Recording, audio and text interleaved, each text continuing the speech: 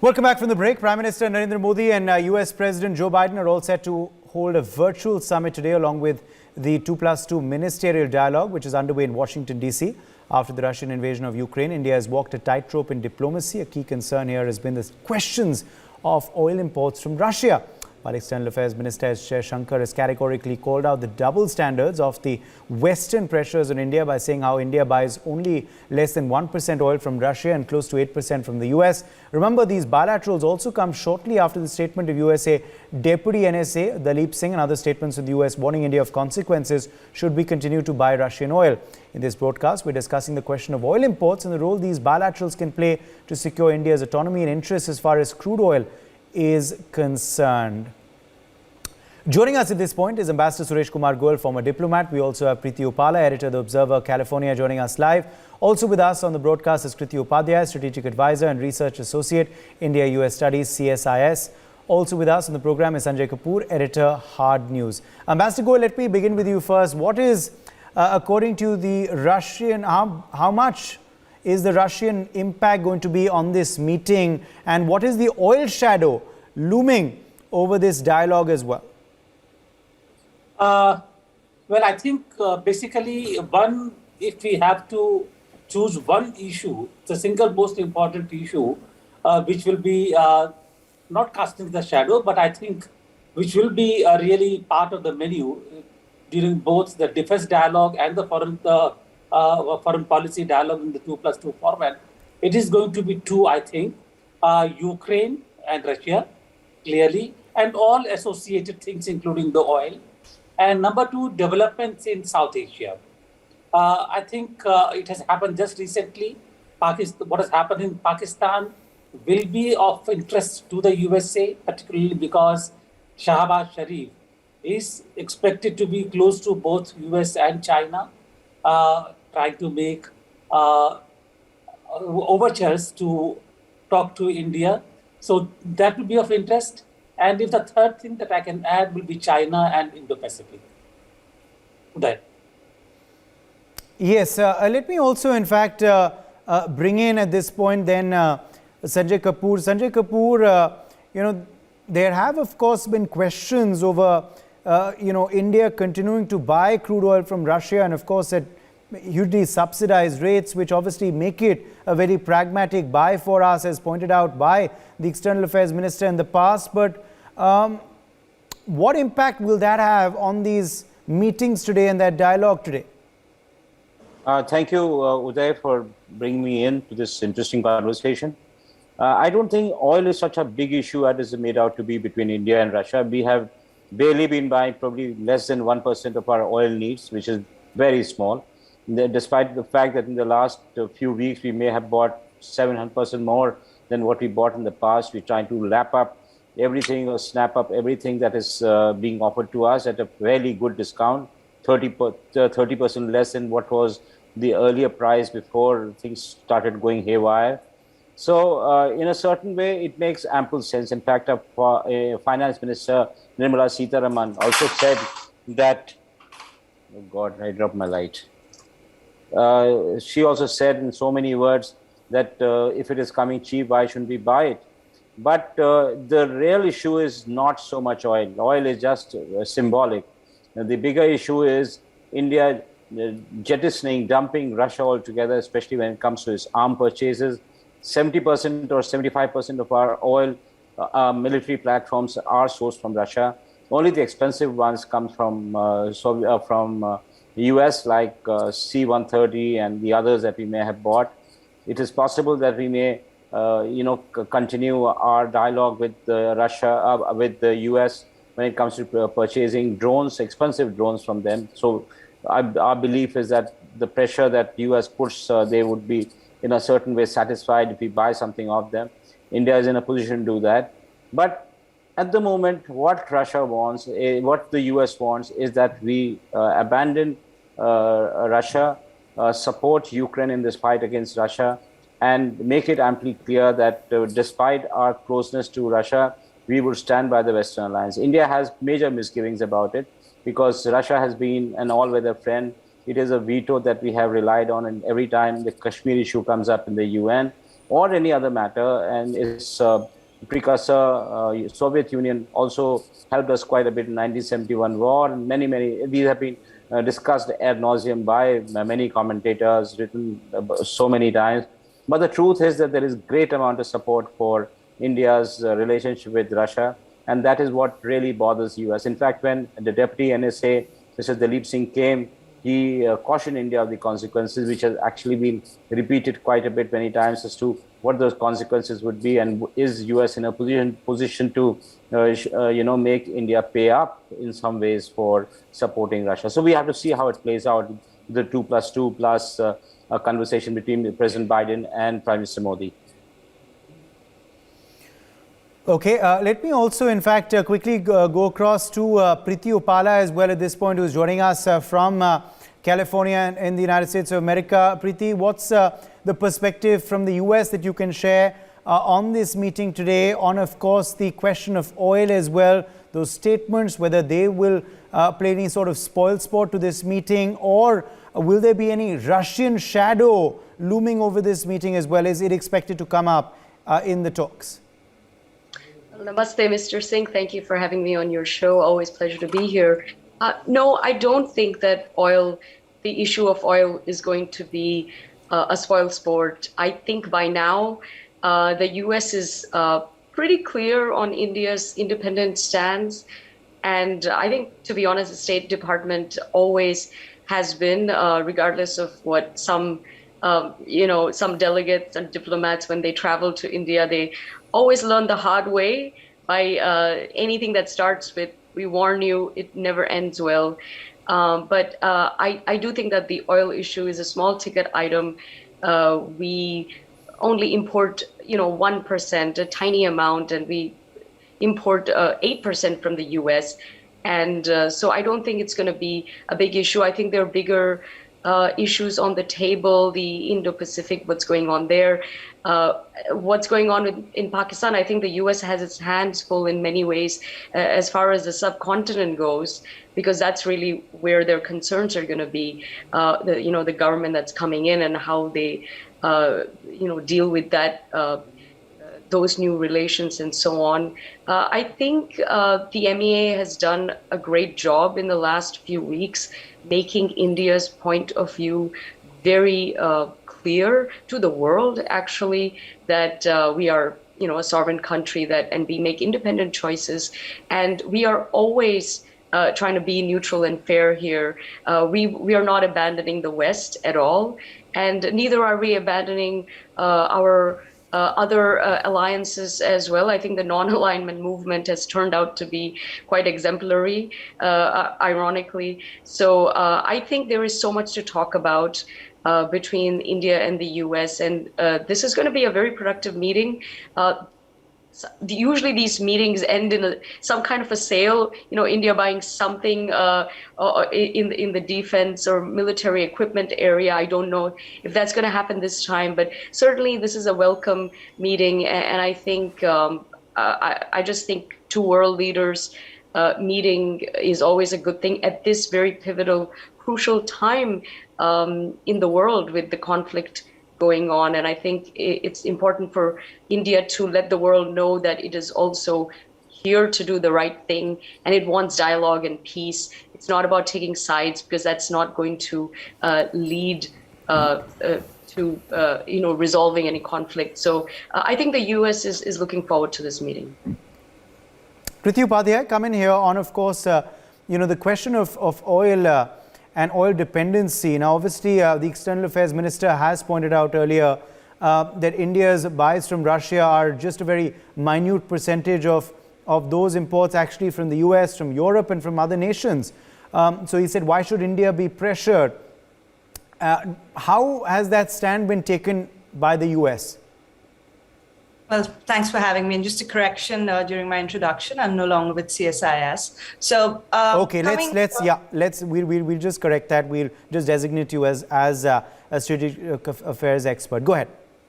So coming to the oil issue, it's as you said, Dalip Singh's comments were, and the comments in Delhi didn't necessarily go very well. But there was a White House statement after which said that it wasn't necessarily a warning. It was just perhaps phrased wrongly. The US, even in the past, has been understanding of India's oil dependencies. If you see, India imports almost 80% of its oil. And that can really run into a big bill, right? Especially when Brent right now has surpassed $100. I mean, that's a huge bill. And we know that just in this budget, we had a lot of infrastructure spending, a lot of spending that we planned. There's some hit that our currency has taken, just a slight bit, not as much. And Brent prices are through the roof. So considering all this, India will obviously do what is in its own national interest, which is to have a reliable, cheaper source of oil. And the Russian oil, the Ural oil that is being offered, I think the Russians are presently offering it at a discount of almost about $35 a barrel. And when you see India's the amount of billions of barrels that India imports, that can turn out to be a big amount. And, in the past, when India used to get oil from Iran or Venezuela, there were sanctions even around Iran, but US was kind enough to offer a waiver. And for its part, India also reduced its oil imports from both Iran and Venezuela over time. So I think, there are differences, and there will be differences, right? When any two people, even when friends, the more you deepen your relationship, the more differences arise. But I think it's important to navigate these differences in a mature way and be understanding of each other and look at the long-term strategic convergences, which we have so many, be it in the Indo-Pacific, be it in freedom of navigation, Indian Ocean security, be it, some really forward-looking things that we are hoping to work on, such as the Blue Dot Network, a US-India defense relationship has really been great, right?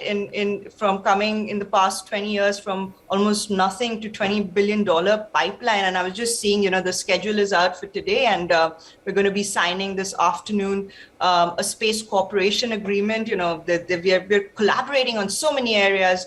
India is the only country which the US has designated as a major defense partner. We have our energy strategic partnership. So there's so much good stuff happening. And I think both sides are aware of that. And I think they'll focus on that. And that's why, even the timing of this 2+2 is very important. I think it shows that, all said and done, we as friends are standing together to face common challenges. No doubt. The fact, of course, is that that's something that, India and the US have both emphasized in the past, that we are, of course, strategic allies and very, very close friends, and that relationship is just getting closer with each passing day and each passing meeting. But Ambassador Suresh Kumar Goel, when Russia will come up in this meeting, what do you believe will be the common ground? Or do you believe that there will be no mention of the Russia-Ukraine situation in these meetings? Uday, I think just now what Kriti said and what Preity said have really now led me to be very frank on this discussion in the good traditions of Newsx panels. So let me put it this way. I think the challenge today, and it's not a challenge of relationship between India and the USA, I do think that our relationship is strong enough and resilient enough to be able to overcome differences which creep up from time to time. And as Kriti said, that between any two people, two entities, there will be differences.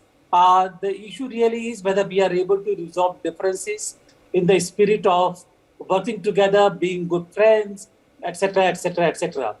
I think today the challenge, and I'm saying today basically because of after Ukraine, I'm not counting before Ukraine, but after Ukraine, it's a challenge of expectations, both from India and from the USA.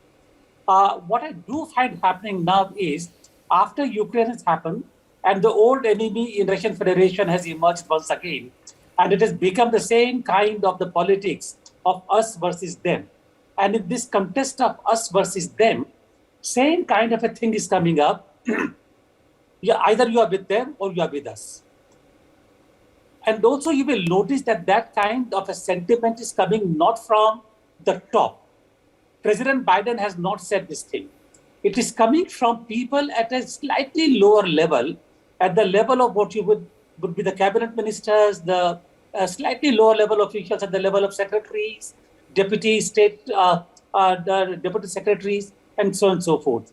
So therefore, if the deputy NSA Dilip Singh say that there will be consequences, I would really attribute that to a kind of expectation of somebody who has grown up in the USA, who has been brought up in the USA, kind of a policy mindset, which was there during the days of the Cold War, but have not yet evolved to a different kind of a paradigm. Now, I'm not talking about oil. If Europe can continue to buy oil, Germany has not banned, they have declared the ban from an appropriate date, but they're still buying oil from Russia. Therefore, I'm not going to go to details of oil, buying defense equipment, buying this, buying that. I think what we are going to have to talk about is that as two mature democracies in the world, are we going to point fingers at each other? Are we going to talk about that you didn't do this, we didn't do this, why didn't you do that, why are you buying oil? I think Joe Biden should understand that if we are buying oil from Russia, we also, just like Europe, need to build our energy security. So, you may question it, but if we want to build our energy reserves, why not? India is not a rich nation. India still needs energy and we need to build our reserve. Defense purchases. We need to diversify resources. In terms of getting technology from the USA, there are still issues. USA is prepared to give us equipment, but when it comes to parting with the technology, and mostly because it is in the private companies' hands, and they are not prepared to part with the technology. Therefore, let us not talk about details on all these things. 2+2 will do all that. But I think at the level of top policy level, which is President Joe Biden and Prime Minister Modi, I do expect that they will show greater flexibility, and not just because of charity, but because they both need each other. The USA needs India in this region. What is happening in Pakistan is an indication of unstable politics. And the countries, unless the politics stabilizes, they can descend into chaos, as Pakistan is doing it, as Sri Lanka is doing. So unless you take care of the economy, you will have problems. And I think President Joe Biden fully understands it. And India does understand, I think, as we have demonstrated time and again, that our relation with USA is not either Trumpian or Joe Bidenian.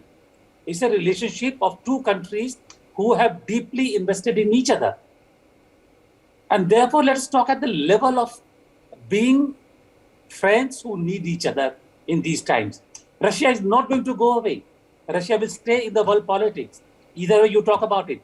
So I would again come back to my initial sentence. It's a challenge of expectations. And I think we need to moderate our expectations. We need to understand each other and say to us that we cannot expect that USA will come to our defense against China. And similarly, USA should not think that we will stop buying our energy, or we stop or we start doing everything that USA wants us to do. So we need to be mature about the relationship and understand each other and do what is in our interest and try and explain and understand each other. I think I've spoken a lot already, Uday. Thank you very much. No, but very, very eloquently put. Sanjay Kapoor, do you agree? Or do you believe that, or do you have a contrarian point of view? I think that the US would pressurize India irrespective of whatever we may be saying, in the sense that we think that a certain amount of concept of solipsism is there where India is concerned, that it is the most important country in the world. Russia would be, US would be very keen that we fall in line. They pressured us on Iran, as Ms. Upadhyay was saying, and we fell in line. And when time and again this message is conveyed that we are on very shaky turf, we give an impression that we might just give way. Like there was a interview that I was reading of Lisa Curtis the other day, and where she said that you see from the time when the war began on February 24th, our position, to that how it stands now. We have become critical of the violation of the sovereignty of Ukraine. We are speaking in the language that has endorsement of the West. But is that what we want to do? I mean, we have to ask ourselves, because we cannot be pressurized into giving up a friend. And if we end up doing it, we look rather ridiculous. Will be our effort to, preserve our strategic autonomy will be totally compromised if we, wilt under pressure. And that is what I think US wants. So this is a major point of challenge for Indian foreign policy, of the leadership of the Prime Minister. He has stood firm all this while. He has, for the last 47 days, despite tremendous pressure from not just the US, but all the Western allies, who have made it a point of, coming down to Delhi and making all kinds of friendly noises that how much they respect India's position and how much they understand. But at the heart, they want India to withdraw from supporting Russia and fall in line. So it is a moment, because I think from the point of view of US, when it comes to its Indo-Pacific policy, India in a certain way is a very important, hub of its entire policy. And if India is not convinced about what US is doing, the entire policy goes for a shot. So there is a certain amount of anxiety in Washington also. And that is why they want to end that, because in their reckoning, Russia needs to be restrained, and India, in their reckoning, has to play some role in that. Yes, absolutely. And of course, also, the fact is that they've tried to single us out from the other members of the Quad, Preity, Upala. But the fact is that the United States of America does need India. The Quad cannot be disbanded. The Quad needs to be further strengthened. And that's something that perhaps will happen despite our position on Russia, isn't it? Because there is then the looming shadow of the Chinese as well, the elephant in the room. Preity, Upala. Absolutely. I've always said this, that in the next 50 years, the greatest strategic alliance, or the most important relationship, is actually going to be between India and the US. It's going to really be a sort of the dynamic of the rising powers, India, US, and China. And nobody's going anywhere. I think the US understands India's very, very pivotal role within in the Quad, in the Indo-Pacific, and just being this great defense partner. And they're well aware of that. We have great leverage, actually. So, and we've been very responsible and mature with that. And I think that there's a lot of wisdom on our side to really toe the line very carefully, be mindful of all of our relationships. And even for us, moving forward, the West is incredibly important. The US is incredibly important. And that is not a relationship that we should ever take for granted. We may have, we have this great sort of close relationship with other alliances, but the US is the great superpower, and that's not going to be changing anytime soon. And China is an adversary to both the US and India, so there's a lot of convergence there. So I think the US understands that, and they're willing to work with India, as I think they've always done that. It might not always come out in the right kind of messaging, but on the defense level, or at the very top, they've understood it, I think. And even previous leaders have been sort of very mindful and respectful of the relationship. I think this is a very important meeting, 75 years on, on the eve of our 75th, year of independence. I think India finds itself in an interesting place on the geopolitical stage, and I think it's time for India to step up as a rising power. Yeah. Okay. Well, Kriti Upadhyay, a quick last word to you, and then I have to take a quick break. Sure. So, I think just one more point that I think is important to be made is that, while the US needs to be understanding of India's independent stance, I think we in India also need to be hedging our bets with an eye to the future and not the past. All said and done, Russia was a great partner as an all-weather ally, but, it's also close to China right now. And, look at trade, everything. So trade with Russia is like what? Yearly 9 billion. With US just today, it crossed over 100 billion. And, just today, India jumped from being US's 9th largest partner to 7th largest trade partner. The defense technology that we need is going to come from, West, not necessarily Russia. Yes. If any, the war has shown is that. Okay, I'm going to have to interrupt you there. We've run completely out of time. My thanks to all of our guests for joining us.